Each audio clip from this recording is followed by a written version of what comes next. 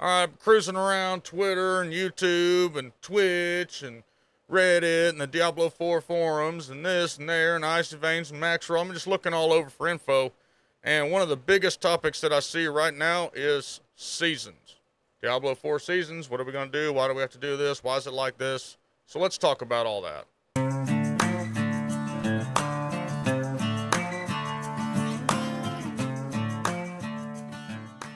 How about it, y'all? You got Hawg. I'm your Southern Diablo 4 resource. Thanks for stopping by. Look here, if you're brand new to the channel, do me a favor, hit like and subscribe. We don't always have the best stuff out there. We're not the best Diablo players in the world, me and my crew, whatever. But we try to be entertaining. I try to be entertaining. So there's that. Anyway, let's get on to it. Why do I feel like I'm qualified to talk to you about seasons? I've been playing this series since 2001. I've played every single solitary one. Beat Diablo 1 all the way through hell, solo and with a group. Did Diablo 2. I had a clan in Diablo 2. I had multiple level 99 tunes. I went to Diablo 3. Played that at launch. Built a PC. Same thing we did for 4. Played that. Played the expansion. Had a big clan.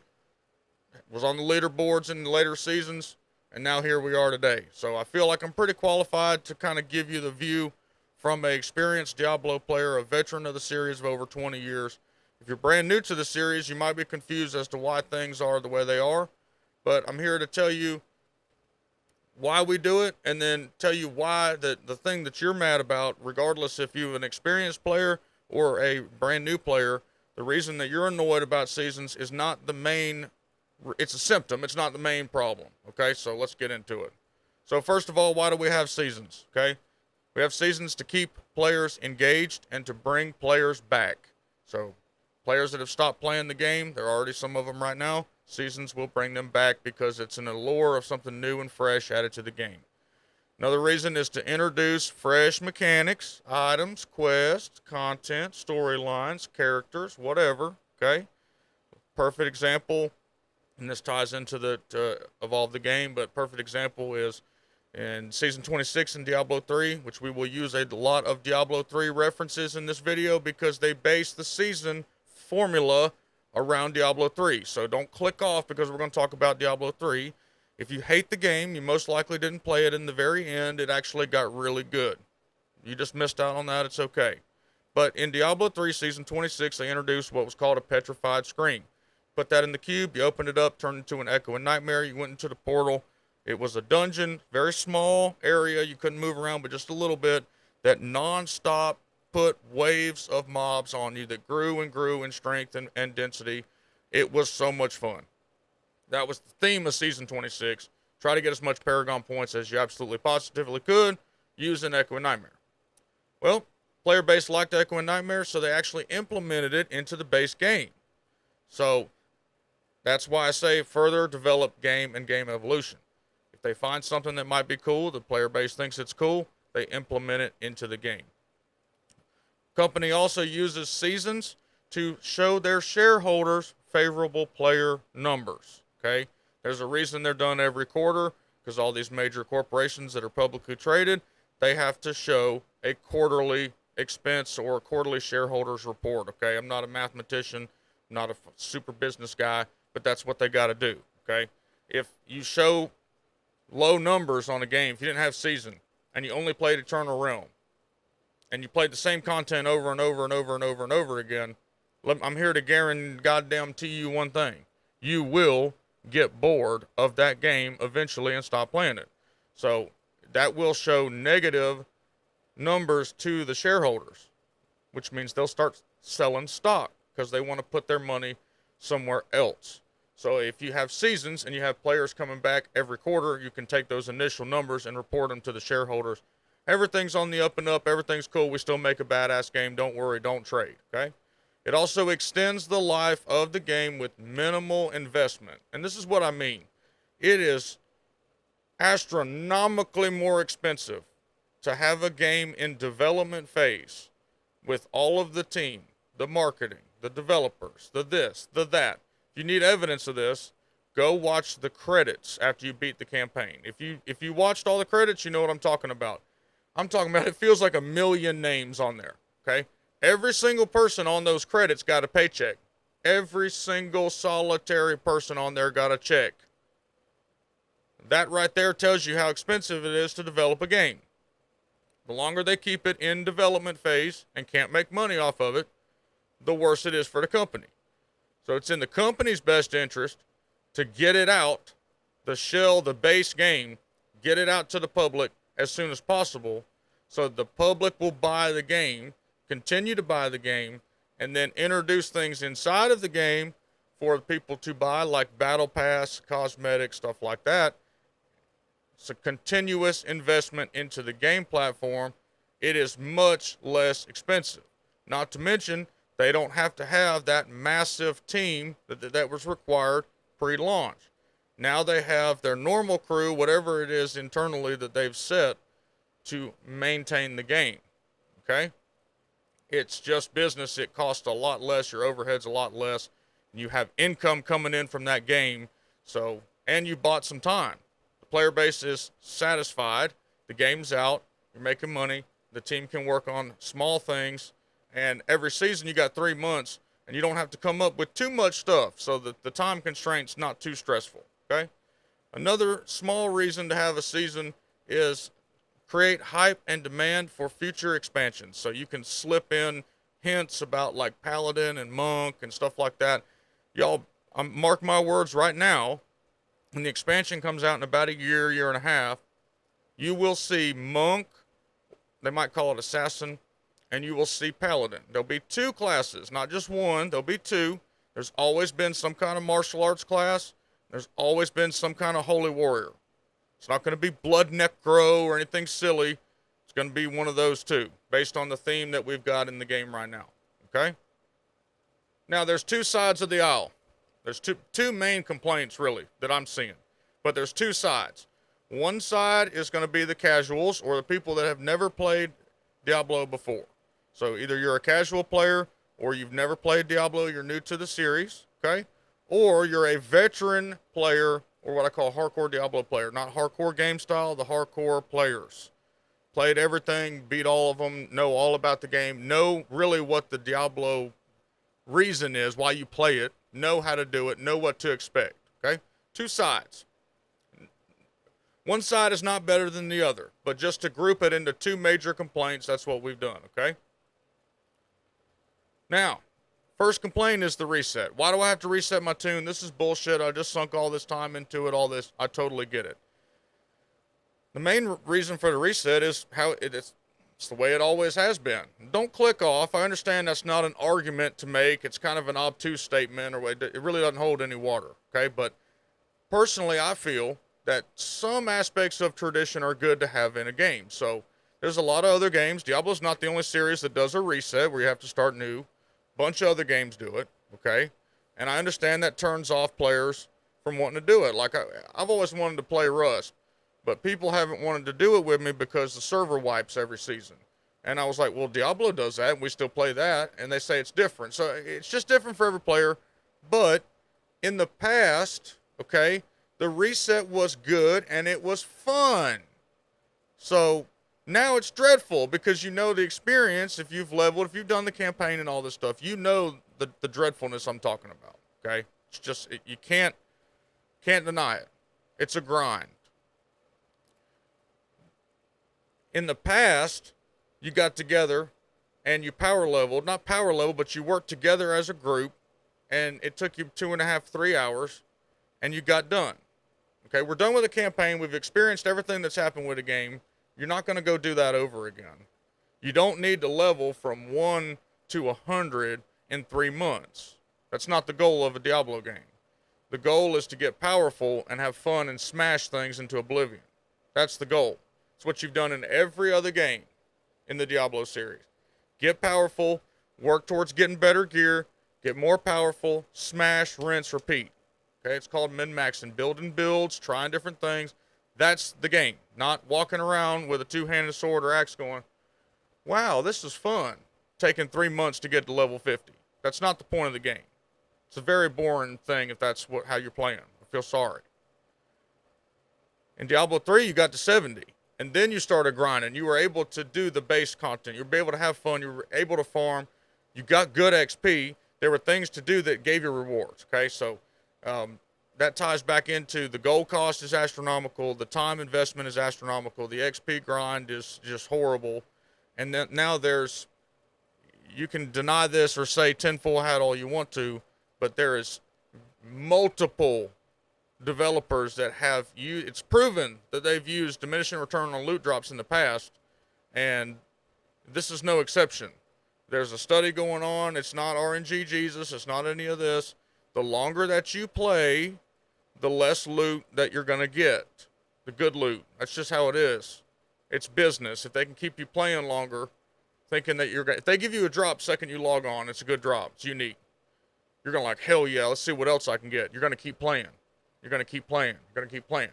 If they tune down the amount of drops you get, the more you play, you're going to continue to play because you want those drops. It's a kind of a bullshit carrot on a stick type deal. It's not tinfoil hat. You shouldn't ever just discount somebody's theory by just saying it's tinfoil hat. Go investigate stuff yourself, okay? That's a big problem that we're having overall as people, is if someone brings up a point, everybody's so quick to discount it, call somebody stupid, pick on the way they talk, be toxic, whatever it is, and then not go do any investigation themselves because of their experience or whatsoever. And I've experienced that a lot so far in the game. I had, you know, my experience, everybody else thought I was shit. And then when they went and tried something else, they all came back and said your experience was valid. So just don't be so quick to discount stuff is all I'm saying. But there is DR on drops. And even if there's a theory on DR on drops, it needs to be addressed because you should still be able to get stuff you need to do power. The challenge in this game should be in the end game and nightmare dungeons trying to get higher and higher, not trying to find items and aspects and roles and this. It's not a farming game. You can go play Farming Simulator 2022, right? The leaderboard was the key to why you needed to reset the competitive nature. Not only that, but there was also other things that they added, new builds that required you to be 0 so you wouldn't be using obsolete stuff. But the leaderboard was a lot of that fun competitive aspect. And I know a lot of y'all are fixing to say the leaderboard, we didn't give a shit about the leaderboard. That's fine if you didn't care about the leaderboard, but there was a lot of players that cared about the leaderboard. So while some aspect of the game might be fun or enjoyable to you, might be the opposite for somebody else and vice versa. So there's other aspects of, that's what makes a game fun for everybody. It's not just one thing, and if you don't like it, well, you're a shit player, or you shouldn't be playing, or go play something else, or that's not how it is. You should have these things for everybody to enjoy the game, right? We're supposed to be welcoming of everybody, not being so damn inclusive and saying get lost. We were raised against that, correct? So to me, the leaderboard, no leaderboard, the lack of leaderboard, which they haven't really touched on. Again, they said there wouldn't be one in Season 1, maybe not in Season 2. That makes the reset kind of silly. And we'll know more next month when they actually sit down and talk to us about what the season's going to be. But as of right now, if you don't have a competitive nature, you know, to where, oh, because in D3 it will pop up and say, ta-da, Billy has made it to level 100 first in the region. It's just something neat. Something to do. The leaderboards in D3, you had one for every set, for every class. Okay, so that was, I believe, 5 sets in one class, and all the classes had that. Then you had a single player 150, 2 player 150, 3 player 150, 4 player 150. You have tons of leaderboard options to pursue. You didn't have to just go for 150s. You know, I got top 20 on Desiree's Magnum Opus. Season 27, and I was like at 132, something like that. So it just gives you something to do besides farming hell tides or doing something else. You understand? Now, that's Casual's complaint. Let's talk about what I'm hearing from the veteran players. The big complaint. Renown. That's the biggest one. Renown should be done one time. It should not be, my opinion, it should be optional, or there should be other paths to get you to those Paragon points or ovals. And I think Renown should be one way to do it, but forcing people into a chore list with no reward. And I know y'all are going to say, well, the rewards, the Paragon, you need carrot on a stick stuff. So this is my scenario. You might not agree with it, identify with it, whatever. But I have a big clan, I have a big community. Say I don't have all that. I have a small clan and a couple of friends. They're running Nightmare Dungeons, they're running Hell Tides, they're farming for items, they're getting all this stuff.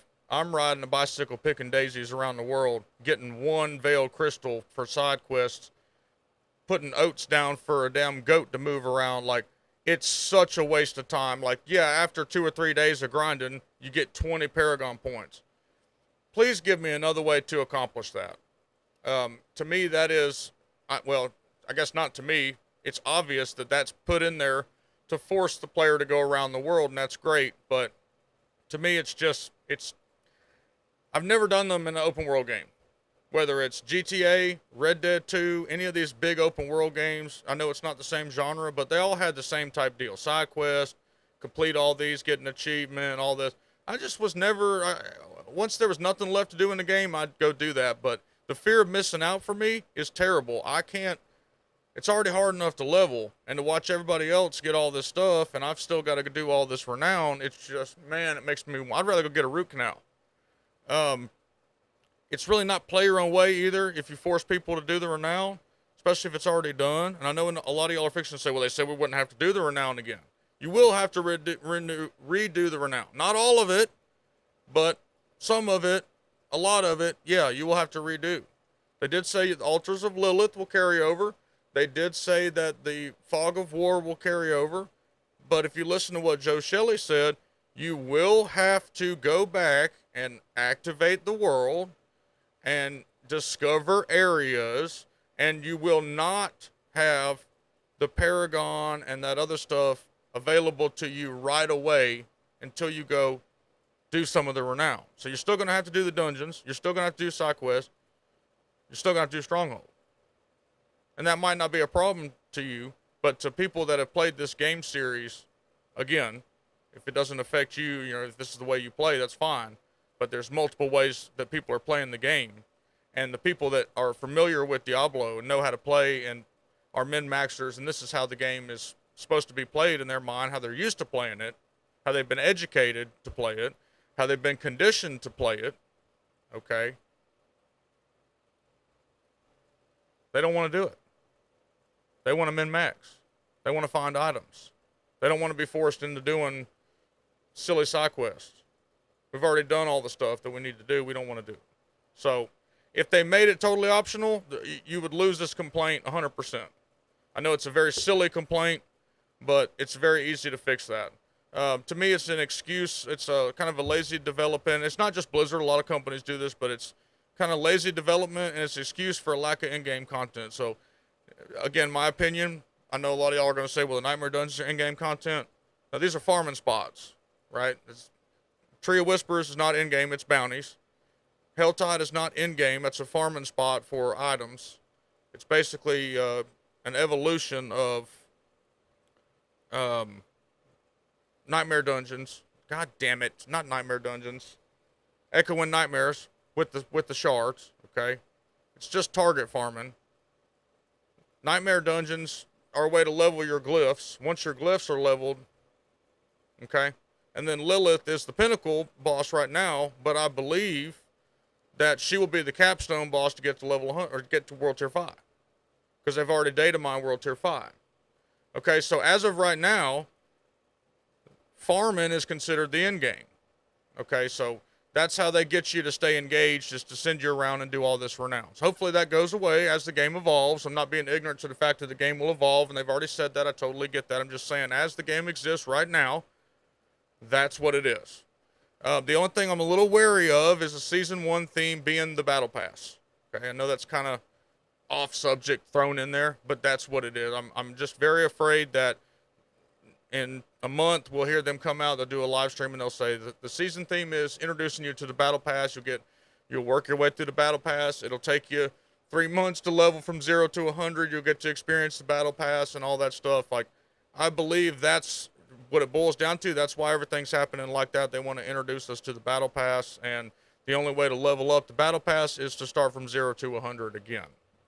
Again, those two complaints, are not the problem. They're the symptom of the main problem. The main problem is the grind is too much for no reward, or very little reward. If you market this game to casuals, because that's one of the big arguments that I've been seeing, especially on Diablo 4 forums, when an experienced player talks about what they're used to in the game, immediately he gets attacked and says, this game's for casuals, don't finish the game so fast. Okay? No. The game's marketed to casuals, but if it's impossible to level and get to the power fantasy stage in the end game where you're trying to find good stuff and defeat hard content in a decent amount of time, then why do you market it to casuals? The game's marketed to casuals, but it's really made for hardcore grinding fans, hack and slash grinders. Do you see the contradiction there? If you market a game to casuals, casual players don't have time. Casual players aren't 12 years old. The player base isn't young where we can come back from school and get on the damn computer and try to get our tune to 99 like it was 2002 again, right? We got wives, we got kids, we got pets, we got responsibilities, we got boss. I mean, here's the scenario on Diablo 4 launch day. You called in sick, your boss called, I know you ain't sick, that damn game's come out, and la la la. You hang up listening to him, trying to fake being sick. Then your wife's in the kitchen nagging at your ass. Turn that damn game down. What are you doing? Who's that loud ass you're listening to? I can't believe you're playing that game. You're 36 years old. La la la, we got kids. You got Billy's soccer game. Don't forget, you got to take Sandy down to the ballet practice tonight. Excuse me, I'm talking about on and on and on. That's your life now. You've grown. A lot of, not everybody, but that's a casual player. They don't have this kind of time. You know how many people I've seen on the forums that say, well, I've logged in 2 or 3 hours. Okay, well, Diablo 3 was playable 2 or 3 hours. You could get some progress. You're not going to even get once you get to level 80, 4, 5, level 80, level 60, you're grinding, son. It's not a casual game. If it was casual, it'd be a lot easier for people to get dopamine and get fun, have fun, and do power. You understand? So that's why it's kind of contradictory when the casuals who've never played the game are arguing against the veterans, saying it's for casuals when they don't realize that the game is not made for them. Like I said, the Diablo game is not meant to walk around and hold a two-handed sword and walk around or get on your horse and ride the open world. That's not the point of the game. The point of the game is to build a powerful character, find badass items, and clear hard content. That's the point of the game. So I don't know what... I know it was sold. It was kind of snake oil. It was sold to y'all as, or the casuals or new people as, it's just a journey to 100. It's not the destination. It's a journey. No, it's not. It's about getting powerful and killing stuff. That's the cold hard reality of a Diablo series. Otherwise, call it Lilith. If you want it to be completely different than what all the regular players are used to, call it Lilith. Because here's really what's going to happen. This is the cold hard reality of marketing it to a casual. But a game like this, a grind game that you brand as casual and make it so that you have to grind in season, is going to force all the casual players to not play the game in a year. And then it's going to go right back to the core players keeping the game afloat, just like it's done in every other Diablo series. So if they make changes and fix these issues, everybody is satisfied. And guess what? If making it a little bit easier on you is going to make you not like the game, well, you're already going to go back to Diablo 2. It's just a matter of time. So if there's some amount of torture that you enjoy and you like running the same stuff over and over again, and you don't want them to change the base game right now, and you enjoy doing absolutely nothing for nothing, then you will already go back to Diablo 2. It's just a matter of time. I'm telling you right now, because you'll miss the little bit of stuff you got from Diablo 2, and you'll start comparing. I'm already seeing it. People are comparing, oh, well, Diablo 2 did Diablo 2. You're already going to go back. So they need to make some adjustments or whatever. But another thing is you can't argue it's an AARPG and you want Diablo to be innovative in the same breath. So confining a game to one category and not liking that it has aspects from another category will doom the game to not be innovative ever. So if you want the game to evolve and be revolutionary and game changing, then you have to let go of that brand of a certain game type. It's got to be an AARPG. It's got to be a hack and slash. It's got to be an MMO. Lose those brands and let it be a game. Let it be fun. That's the big thing. F-U-N. Because that's the main reason we play video games, correct? Is because they're fun. Am I wrong in that assumption? The game's supposed to be fun, correct? It should be fun regardless of how you play it or what your objective is or whatever. It should have lanes, all different lanes to achieve fun, the end goal, correct? And I know I talked about seasons a lot. This is a very long video. Thanks for bearing with me. It's just a lot to cover. The D4 seasons are based on the D3 season systems. That is straight from the developer's mouth, but it has a D2 style grind. Those aspects together is a bust.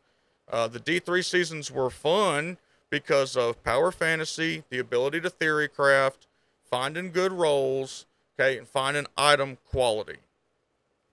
Well, right now, you really don't have a lot of power fantasy. Theory crafting is almost null because the item drops and the expense to redo your tune. When you're a level 100, it's about 10 million gold to completely respec your tune. And I know the folks saying we'll just go farm alders for an hour and that's 20 million gold. Who wants to do that? Waste an hour of your time to go get gold so you can try another build? Come on. I understand making it more expensive. And then some people, the same people that are saying they don't want to redo their tune are also saying, well, Blizzard says you need to re-level a new tune instead of respecing it. Come on. No. Why would I make a new tune that took me 3 weeks when I could just redo it? They got to fix that, right? But anyway, so now in D4, you've got the same two things in D3 that you had to hunt for. Item quality, okay, so you really wanted ancient or primal, or, you know, but you had regular legendaries, but you still had quality, just like we have sacred and ancestral, which I call ancient now. And you had rolls. So you knew that legendary was going to have, you know, one that was guaranteed or whatever, but it had a bunch of RNG rolls, okay? You could find the item and make the build work, but you weren't going to be powerful enough to go do 150s or whatever until you had the right rolls on it. Well, now in D4, you've got those two things, as well as you're looking for aspects for that particular build. And if you find the aspect, you need the aspect roll on that. So that's two additional things that you need, which makes it almost twice as hard. Sometimes you won't find the aspect. If you find the aspect, it might be a 1, like aspect of the umbral. Hell, I've only found one perfect roll, and I salvaged it like 3 days into the game. Like, damn, y'all. Every other one I found has been a 1. Can't base that on a build. So that's the issue. That's why folks don't want to redo their tune. They don't want to do all this over again. That's a huge damn grind. And if that's an excuse for not having a lot of content, that's a problem. Okay, so how do we fix it? Yeah, you can sit here and run your mouth and not have a solution and all this stuff. Well, it's real simple, y'all. Won't take much. Make XP worth the time investment. Okay, and they might do that in the 13-page patch notes, but it's just something we need to talk about. If they make the XP worth the time investment, it won't be a big deal. If they implement quality of life features, inventory management, stuff to reduce our amount of time spent wasted, that would help astronomically. How many of y'all have looked in your inventory, gone through 4 tabs, looking for one aspect, and everything's a hodgepodge, regardless if you can reorder things? You can't search for anything. That was a base feature in Diablo 3. It could have easily been carried over to Diablo 4. It's not here. So you got to spend, it takes me forever to go through inventory because I got to check all the stuff, make sure the rolls are good. If they're not, they got to be trashed. See if the aspect's there. See if I've already got that aspect, because if it's an ancient and I got to extract it, it's 500,000 gold. If I've already got one, then I know. Then you got to make mules to store other stuff. It's just, you're spending a lot of time there. So if they fix the way to reduce the amount of time that you spend, you know, teleporting to a player is another thing. It is just absolutely astronomical to go to town. So you got to wait for that timer. Your portal opens, you step in, you go to a loading screen. Then you go into town, and you click on your buddy's portal. You have another little loading thing. So, excuse me. Then you go in their portal, loading screen, and then you're there. And sometimes, depending on your internet, by the time you get there, they may be already gone. So that really needs to be changed. Just little things that can save us some time would really help. Fix the horrible XP and loot rewards. So if there's something that y'all want us to go do, side quests, stuff like that, make the XP worth my while. Because as of right now, it's not. And it gives me one Veil Crystal or one piece of leather. So like my buddy Eros said, he's like, damn, I just saved the whole town from certain doom and all they could muster up was one Veil Crystal? Come on, you got to make it worth our while. You got to implement some kind of trading and magic find system that actually works. What I mean by that is, don't just say magic find and then there's no magic find. Don't just tell us that it's there and then you've still got the DR and all this stuff going on loot system. There should be no DR on loot systems at all. Don't artificially keep us in the game. You make us play the game by giving us good content. Make it worth our while, right? Implementing trading is what negated the extreme amount of grind in Diablo 2. So a lot of the arguments that's going on is like, well, you must have not played Diablo 2, the grind was real. Yeah, the grind was real, but you could trade with folks, right? So if you found something that was good, a legendary that needed that, and you needed a legendary, let's stop stuttering over ourselves, that made your build, you could trade with somebody. You could open your own lobby and make the game title, I have a Shaco for trade. And people would come in there and trade you. You can't do that in Diablo 4. You can trade rares and gold, but that's it. And gems and elixirs, but that doesn't help you. Do you know how many people in my clan wanted to be able to help me out and give me that aspect that I needed, the Umbral, because they found it and I didn't? They can't trade. That is a very easy fix that will negate some of the grind. So if you want to keep the grind in place from 1 to 100, that's fine. Allow us to trade and help each other. It's that simple. So I don't know why they're doing that, to either prevent people from selling these items, which is already happening, or they just want you to not have any help and just grind for no reason whatsoever. They need to implement some form of an end game. And I do have confidence that maybe this will come, but a good idea that, well, I thought it was a good idea. Maybe you won't think it's a good idea, but if you had some sort of boss dungeon system, and by that I mean, like, okay, you've got all of these, not aspects, but what do you call them in the game now? Populated monsters. You've already got these figures, okay, for lack of a better term. You've already got these things in the game. You don't have to recreate anything. You've got Andariel, you've got Elias, you've got Lilith, you've got all these, Duriel, you got all these other bosses. World bosses, all of this. Make a dungeon system. You open the dungeon, and the first phase is, let's say, Andariel. You beat her. Another portal opens. You go into that one. There's another monster, another boss. He's harder. You kill him, open another one. There's two bosses in there. They're harder. You kill them, another one opens. Like, you just progressively gets harder and harder and harder, and it has stages. Then you can easily implement a leaderboard and say, hey, this group got to stage 22. That will make people have to really expand their brain also and piece together builds that work together. So that was, it took me launching into this game to really appreciate the support system in Diablo 3. So you couldn't do a 150 in Diablo 3. If you never did one, this is why. You had to have 2 supports and 2 damage dealers. Okay, so you needed a ZDH, a Z-Barb, you needed a Trash Killer, and you needed a Rift Guardian Killer, a single target boss killer. That was your group. I never appreciated that till now. You had to work together as a group. You had to communicate. It was fun. It kept you going. You wanted to push. You wanted to get it done. You had a good run. Oh, we can beat that. Let's do it better. Like, we can make an improvement. I'm going to go look for this, and then we'll meet again tomorrow. We'll do this and that. We'll do it. That's what was badass about it. We're lacking that right now. So if you can have some sort of system to where you got to come together, and don't tell me Nightmare Dungeons. That's fine, but it's the same. It's a dungeon with a pedestal in it with a modifier.